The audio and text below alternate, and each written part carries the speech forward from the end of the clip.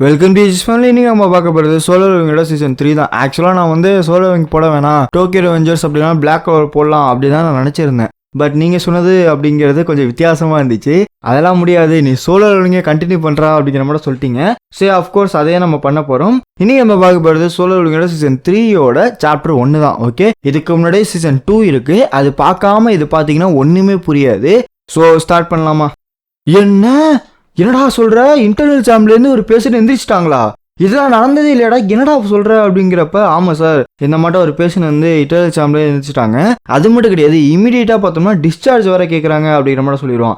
இல்ல அதுக்கெல்லாம் வாய்ப்பே கிடையாது. அந்த பேஷண்ட் வந்து 4 வருஷம் கழிச்சு எந்திரிச்சிருக்கானுங்க. அப்படி இருக்கிறப்ப அவளால் நடக்கவே முடியாதுடா, பேசவே முடியாதுடா அப்படிமா. அஃப்கோர்ஸ் அந்த மாதிரி தான் இருக்கணும். பட் அந்த மாட்டம் இங்கே நடக்கலை. என்ன மேட்ருனா, அவங்களால நடக்க முடியுது, ஈவன் பேசக்கூட முடியுது அப்படின்ட்டுருவான். எப்படா சொல்ற, அவளால் தனியாக அப்படியே நடக்க முடியும்? கிட்டத்தட்ட ஒரு 4 வருஷமா தூங்கியிருக்கா, அவளால் பேசக்கூட முடியாதே, என்னடா இது அப்படின்னு சொல்லிட்டு எனக்கு ரொம்ப கன்ஃபியூசிங்காக இருக்கும்.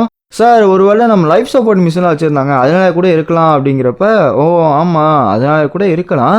நம்ம எப்படி இருந்தாலும் டிஸ்சார்ஜ் பண்ணதாண்டா போகிறோம். ஏன்னா இந்த மாட்ட கேசஸ் நடந்துருக்கிறது இந்த வேர்ல்டு வந்து தெரிஞ்சுக்கணும். சார், நீங்கள் சொல்கிறதெல்லாம் ரைட்டு தான், நம்ம மற்ற பேஷண்ட்டாக இருந்தால் வச்சுக்கலாம். பட் இந்த பேஷண்ட்டோட கார்டியன் வந்து கொஞ்சம் முக்கியமான ஒரு ஆள். ஜின்வூ அப்படின்ற பேரை கேள்விப்பட்டீங்களா? ஜப்பானோட 10th எஸ் ரேங்க் கண்டரு அப்படிமானா. ஓ அவனா? என்னதான் நம்ம பண்ணாலுமே இந்த மட்டும் தங்க முடியாது அப்படின்னு சொல்லிட்டு பேஷண்ட் வந்து நம்மளால் ஒன்றுமே பண்ண முடியாது. அவங்க எழுத்து வர நல்லா இருக்குன்ற, சரி ரைட்டு ஏதோ ஒன்று பண்ணிவிடு, டிஸ்சார்ஜ் பண்ணிவிடு அப்படிங்கிற மாதிரி சொல்லிடுவான். என் பொண்ணு ரொம்ப அழகாக வளர்ந்துட்டால அப்படின்னு சொல்கிறப்ப அவரு கண்ணிலேருந்து தாரத்தாரையாக தண்ணி ஊற்றிட்டு இருக்கோம். அம்மா அப்படின்னு சொல்லிட்டு கட்டி பிடிச்சி அழுந்துட்டு இருப்பான். நான் இது வரைக்கும் பட்ட எந்த ஒரு கஷ்டமும் இங்கே வீணாகலை. நான் என்னதான் இவ்வளோ கஷ்டப்பட்டிருந்தாலுமே, இவ்வளோ ரிவார்டு வாங்கி இந்த மாட பண்ணியிருந்தாலுமே எல்லாமே பார்த்தோம்னா ஒரு நல்லதுக்கு தான் அப்படிங்கிற மாதிரி பேசிகிட்டு இருப்பான். இருந்தாலுமே நான் அண்டராக இருக்கிறதுனால இவங்கள்ட்ட வந்து தூரமாக இருக்கிற மட்டுமே எனக்கு ஃபீல் ஆகுது. இந்த ஒரு அன்ஈஸியஸான ஒரு ஃபீலிங் பார்த்தோன்னா என்னை ஃபுல்லாகவே கண்ட்ரோல் எடுத்துருச்சு அப்படிங்கிற மாதிரி பேசிகிட்டு இருப்பான். ஆக்சுவலாக ஜின்னுக்கு இப்போ என்ன பிரச்சனைனா, நம்மளால ஏதாச்சும் நடந்துருமோன்ற ஒரு பயம் வேற வந்துருச்சு. அதனால டிஸ்டன்ஸ் வந்து மெயின்டைன் பண்ணிக்கிட்டே வரணும், இதுதான் அவன் நினைக்கிறான். ஸோ ரைட்டு, நான் வேறு டீமன் காஸ்டில் போயிட்டு வந்தேன், ரொம்ப நாள் ஆச்சு, ஏதாச்சும் நியூஸ் வருதா ஃபோனை செக் பண்ணி பார்ப்பான். நேற்று இவன் கைசலில் பறந்துருப்பான்ல, அது வந்து இங்கே ஒரு நியூஸாக வந்திருக்கும். இந்த மாட்டம் அண்டர் அசோசியேஷன் என்ன பண்ணிகிட்டு இருக்கு, ஏதாச்சும் டஞ்சன் பிரேக் எதுவுமே நடக்கலை, அப்படி இருந்து இந்த மாட்டம் ஒரு மான்ஸ்டர் பறக்குது அப்படின்னா அவங்க என்னதான் பிடுங்கிட்டு இருக்காங்க அப்படிங்கிற மாதிரிலாம் போட்டு வச்சிருப்பாங்களா. ஸோ என்ன நடக்குது அப்படின்னு சொல்லிட்டு இவனுமே பார்ப்பான். பட் என்ன மேட்டர்னா, இப்போ வந்து கோஹுன்னி இருக்காருல்ல சேர்மன், அவர் வந்து டைரெக்டாக ஜின்வுக்கு கால் பண்ணியிருப்பாரு. உடனே வந்து கால் பண்ணுவான். என்ன சார், என்ன நீங்கள் என்ன கால் பண்ணியிருக்கீங்க அப்படிங்கிறப்ப சொல்லுவார், இந்த மாட்டம் ஏதாச்சும் நியூஸ் கிட்டியா தம்பி அப்படின்பாரா.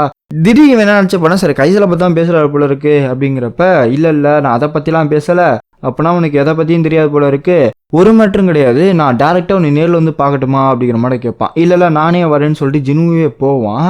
இங்கே பாருடா, ஜேஜேஸ்லன் ரைடு வந்து இன்னொரு 4 நாளில் வரப்போகுது, அதுக்கு நீ ரொம்ப ரொம்ப ரொம்ப முக்கியம், நீ வந்து இதில் கலந்துக்கிறியா அப்படிங்கிற மாதிரி பேசிகிட்டு இருப்பான். நார்மலாகவே நான் எந்த ஒரு இதுவும் இல்லாமலே அக்செப்ட் பண்ணிப்பேன். பட் இந்த தடவை என் மனசு ஏதோ பண்ணிக்கிட்டு இருக்கு என்ன அப்படின்னு சொல்ல வரப்பே இவனுக்கு திடீர்னு ஒரு மேஜிக் தெரிஞ்சு சென்ஸ் ஆயிடும். என்னடா அப்படின்னு சொல்லிட்டு பார்த்துட்டு இருப்பான். என்ன ஏதாச்சும் தப்பாக நடந்துச்சா? இல்லை ஏதோ அண்டர்ஸ் வந்து ஏதோ பக்கத்தில் சண்டை போட்டுட்டு இருக்காங்க போல இருக்கு.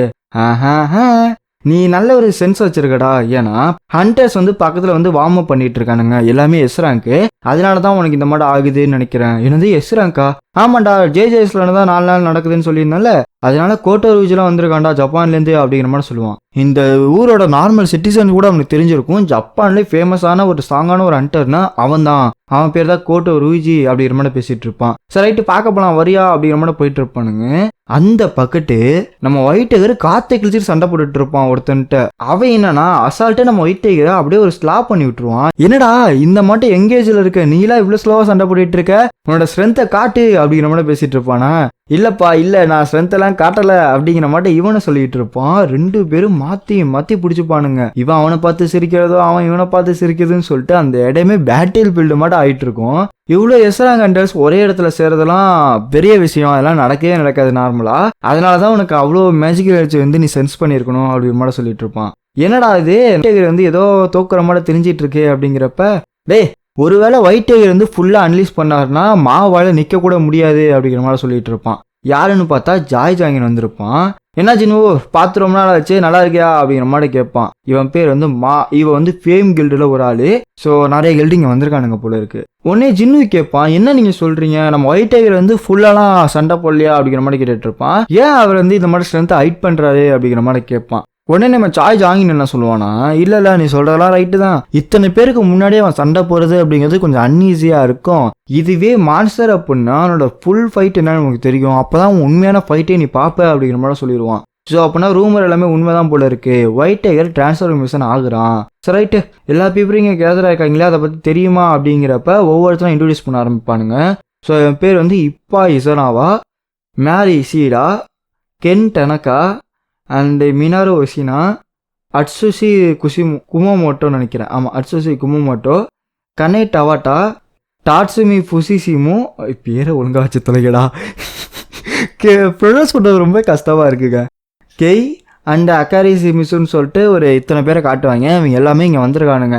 அண்ட் இவங்களுக்கெல்லாம் ஹெட்டாக யார் வந்திருக்கானா, நம்மால் தான், கோட்டோ ரியூஜி. இவன் தான் பார்த்தோம் அப்படின்னா ஜாப்பனீஸோட எஸ்ராங் ஹண்டர். ஓகே, டேய் அவன் யாரா, அவன் அப்பையிலேருந்து பார்த்துட்டு இருக்கான், அவனை பற்றி உனக்கு தெரியுமா அப்படிங்கிற மாதிரி கேட்பார். ஸோ எல்லாருமே பார்த்தோம்னா ஜின்னுவை நோட்டீஸ் பண்ண ஆரம்பிச்சிருப்பானுங்க. ஓ அவன் தான் கோட்டோ ரியூஜி, ஜப்பானோட பெரிய ஆளுன்னு சொன்னீங்களே அவன் தானா அப்படிங்கிற மாதிரி கேட்டுட்டு இருப்பான். இவன் வேறு யாருமே கிடையாது, சங்ஜின். ஓ இப்போ ரீசெண்டாக எஸ்ராங் ஹண்டராக மாறினவன் அப்படிங்கிற மாதிரி பேசிகிட்டு இருப்பான். எது இவன் அசாசின் கிளாஸ் டைப் மட்டும் தெரியுது, இந்த அளவுக்கு பயங்கரமான ஒரு ப்ரெசன்ஸை கொடுத்துட்டு இருக்கான், எனக்கு தெரிஞ்ச வரைக்குமே ஒரு நல்ல ஒரு அசாசின் டைப்பாக தான் இருப்பான் அப்படிங்கிற மாதிரி பேசிகிட்டு இருப்பான். இல்லை நீங்கள் நினைக்கிறதெல்லாம் தப்புன்னு நினைக்கிறேன், இவன் வந்து ஒரு மேஜ் கிளாஸ் டைப் அப்படிமானா.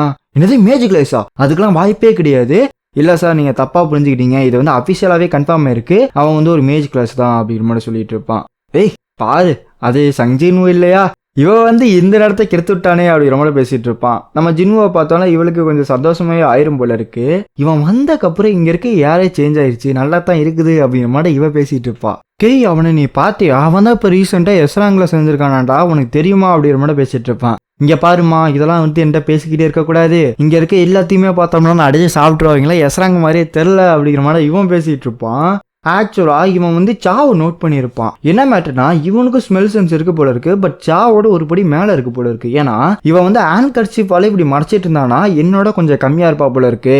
எனக்கு தெரிஞ்ச வரைக்கும் இவள்கிட்ட நான் அப்ரோச் பண்ணக்கூடாது, ஏன்னா வேகமாக நான் அப்ரோச் பண்ணேன், அதுவும் கொரியன் லாங்குவேஜ் தெரியாம அப்ரோச் பண்ணணும்னா நான் ஏதோ அவளை தப்பா பார்க்குற மாதிரியோ அவளை கார்னர் பண்ற மாதிரியோ நினைச்சுப்பாங்க அப்படிங்கிற மாதிரி இவன் யோசிச்சுட்டு இருப்பான். இந்த பக்கத்து ஒயிட் டைகருக்கும் மாக சண்டை பயங்கரமா போயிட்டு இருக்கும். இங்கே பார்த்தீங்களா, சவுத் கொரியாவோட பெஸ்ட் ஹண்டர்னு சொல்லிக்க ஒருத்தனும் இல்லை போல இருக்கு, அவங்களாம் நமக்கு ஒன்றுமே இல்லை அப்படிங்கிற மாதிரி பேசிகிட்டு இருப்பான். ஏன்னா இவன் வந்து கோட்டை இருக்கால, அவனோட ஃபைட்டை வந்து ஃபுல்லாகவே பார்த்துருப்பான். அவனோட பவரை கம்பேர் பண்ணுறப்ப இவங்களாம் ஒன்றுமே இல்லைன்ற மாதிரி இவன் பேசிகிட்டு இருப்பான். ஆனால் ஒரே ஒரு பொண்ணு மட்டும் நல்லா யூஸ்ஃபுல்லாக இருப்பாடா அப்படிங்கிற மாதிரி நம்ம சாவை பற்றி பேசிகிட்டு இருப்பானுங்க. அவள் பேர் வந்து சான்னு தானே சொன்னேன், நம்ம சீஃபுக்கு அப்புறம் அவள் கொஞ்சம் நல்ல ஒரு யூஸ்ஃபுல்லான ஒரு ஹண்டராக தான் இருப்பா அப்படிங்கிற மாதிரி நம்ம ரியூஜி யோசிச்சுட்டு இருப்பான்.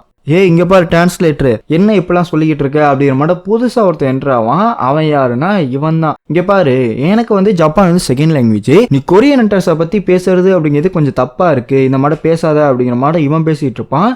இவர் தான் பார்த்தோம்னா master of the night guild அப்படிங்கிற மாதிரி இன்ட்ரோடியூஸ் பண்ணுவானுங்க. இவன் பேர் என்னன்னா பார்க் ஜாங்ஸு ஏராங் கண்டரு, அண்ட் இவன் வந்து ஒரு கில்டு மாஸ்டர் கூட, நைட் கில்டோட ஒரு மாஸ்டரு. இந்த மாதிரி ஒரு பேரை நான் கேள்விப்பட்டதே இல்லடா அப்படிங்கிறப்ப அதுக்கெல்லாம் வாய்ப்பே இல்லை, இவர் வந்து ஒரு ஏ ரேங்க் கண்டரு, எஸ் ரேங்க் கிடையாது, அதனால நீ தப்பா கேட்டிருப்ப, இவர் யார் தெரியுமா, கொரியன் கில்டுலேயே டாப் கில்டு ஒரு கில்டு லீட் பண்ற ஒரு ஆளு, சவுத் கொரியாவோட டாப் 5 கில்டுல நைல் கில்டு ஒன்று உனக்கு தெரியுமா அப்படிங்கிற மாதிரி பேசிட்டு இருப்பான். இந்த மாதிரி கொரியாலேயே ஏ ரேங்க் கண்டரை நிறைய எடுத்துக்கிறதே நாங்க தான் அப்படிங்கிற மாதிரி பேசணுன்னே, இங்க பார்ப்பா தம்பி உனக்கு தெரியாதுன்னு நினைக்கிறேன், ஜேஜே ஐஸ்லாண்ட் ட்ரைல பார்த்தோம்னா எஸ் ரேங்க் மட்டும் தான் கலந்துக்க போறானுங்க, அப்படி இருக்கிறப்ப நீலாம் வாய்ப்பே இல்லை அப்படிங்கிற மாதிரி பேசிட்டு இருப்பாளா, அனக்காவா ஏன்டி இப்படி பேசிட்டு இருக்க அப்படிங்கிற மாதிரி சொல்லிட்டு இருப்பானுங்க.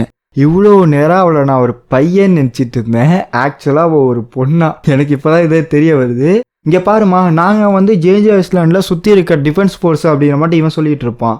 ஓ அப்படியா, ஆமாம் ஆமாம், ஏ ரேங்கெல்லாம் அங்கே என்ன வேலை இருக்க போது, இந்த மாட்டம் இம்பார்ட்டண்டான டாஸ்கில் ஏ ரேங்க் நீங்கள் என்னடா பண்ண போறீங்கன்னு சொல்லிட்டு இப்போ கொஞ்சம் திமிராகவே பேசிகிட்டு இருப்பான். அனக்காவா ஏதாச்சும் ஒரு பிரச்சனை இழுத்து விட்டுறாத அப்படிங்கிற மட்டும் நம்ம கோட்டோவுமே கொஞ்சம் இதாக கேர்ஃபுல்லாக தான் இருப்பான். ஏய் நிறுத்துடா, டிரான்ஸ்லேட்டராக இருக்க அந்த பொண்ணால் நமக்கு என்ன பிரச்சனை, அதெல்லாம் டிரான்ஸ்லேட்டராக இருக்கதா லாய்க்கு அப்படிங்கிற மாதிரி இவன் சொன்னா கொஞ்சம் கோவம் வந்துடும். எது என்னோட ஸ்கில்லை செக் பண்ணி பார்க்குறியா, வரியா சண்டை போடலாம் அப்படிங்கிற மாதிரி சண்டை போட ஆரம்பிப்பானுங்க. நான் தான் பார்த்தோம்னா அனக்காவா ஜப்பானோட ஏ ரேங்க் கண்டரு அப்படின்பா. ஸோ யா அஃப்கோர்ஸ் நான் வந்து சண்டை போட ரெடி ஆகிட்டேன், என்னோட ஜாப் என்னன்னா டிரான்ஸ்லேட்டர் தானே சொன்னேன், இப்போ பாரு உன்னை தோக்கடிக்கிறது தெரிஞ்சிடும். பட் இவன் வந்து சண்டை போகிற மூலையே இருக்க மாட்டான். ஓ அப்படியா, இங்க பாருமா நான் சண்டை போடுறதுக்கெல்லாம் சொல்லலை, இந்த மாதிரி கொரியா ஹண்டர்ஸ் எல்லாத்தையுமே கொஞ்சம் கீழே அரைக்கலாம் பார்க்காத, அதெல்லாம் தப்பு அப்படிங்கிற மாதிரி சொல்லிட்டு இருப்பா.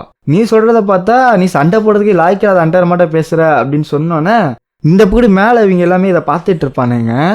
ரைட்டு, அப்பனா நீ சண்டை போடுறதுக்கு துடிக்கிற, நானுமே சண்டை போட வரேன். பட் ஒரே ஒரு ரூல் என்னன்னா, யார் அவங்களோட ரிஸ்ட் அதாவது கை இருக்குல்ல, கையை வந்து பிடிக்கிறாங்களோ அவங்க வின்னர். ஓகேங்களா? கையை வந்து சுத்திட்டு இருப்பான், அவ பாத்துருவா.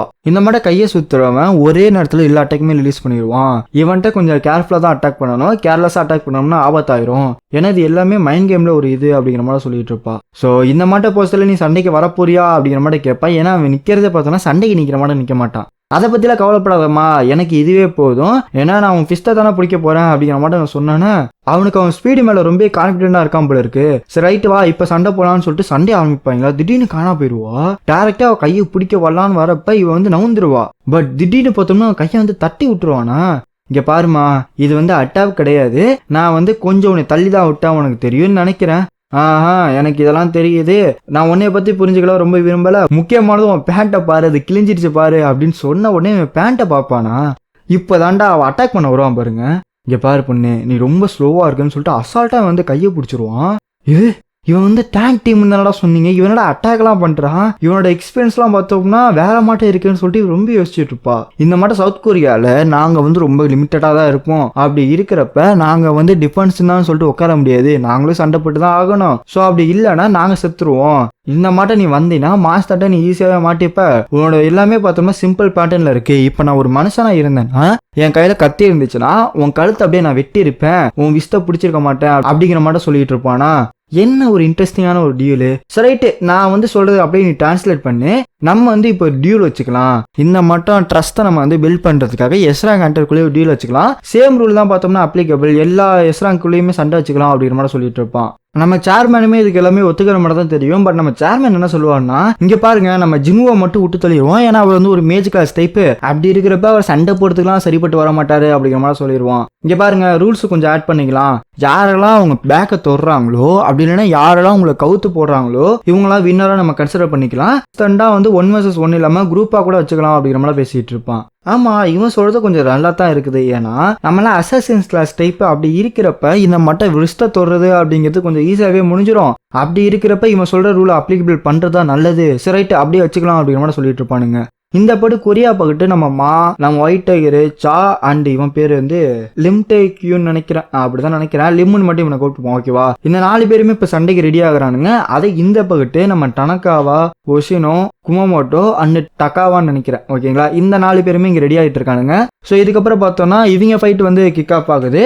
ஸோ இது வந்து ஒரு ஃப்ரெண்ட்லி ஃபைட் தான், பட் பயங்கரமாக இருக்கும். இது எல்லாத்தையுமே நம்ம நெக்ஸ்ட் சாப்டரில் பார்ப்போம். அண்ட் வீக்லி 3 வீடியோஸ்னு சொல்லிட்டு நிறைய பேர் கேட்டிருந்தீங்க. அதை வந்து இந்த சீசனில் நான் கடைப்பிடிக்கலாம்னு நினைக்கிறேன். ஸோ அதனால் வீக்லி நீங்கள் 3 வீடியோஸ் எதிர்பார்க்கலாம். Love you guys so much.